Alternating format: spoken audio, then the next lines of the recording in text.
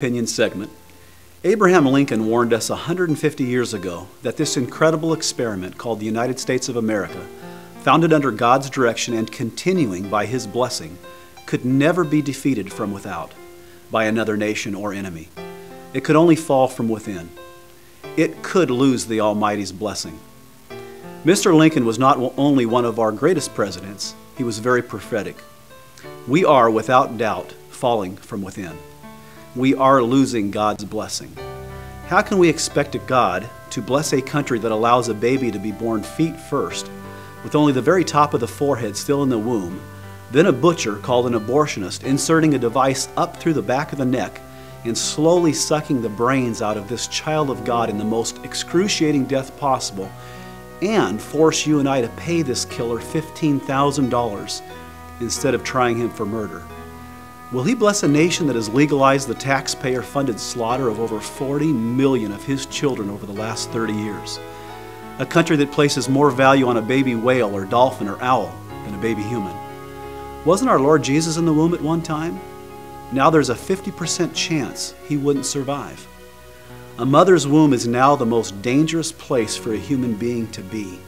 Think God's blessing that? Do you think He will bless a society whose public school systems have replaced the 10 Commandments with the 10 styles of condoms?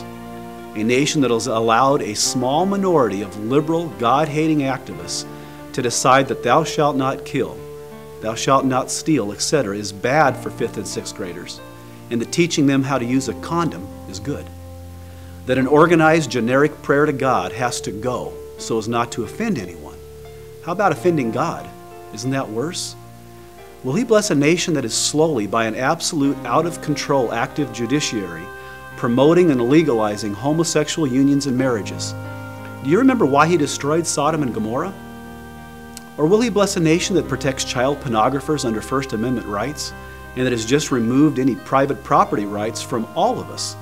Our Supreme Court over the years has evolved to supreme gods, in their opinion. They no longer interpret law, they make law.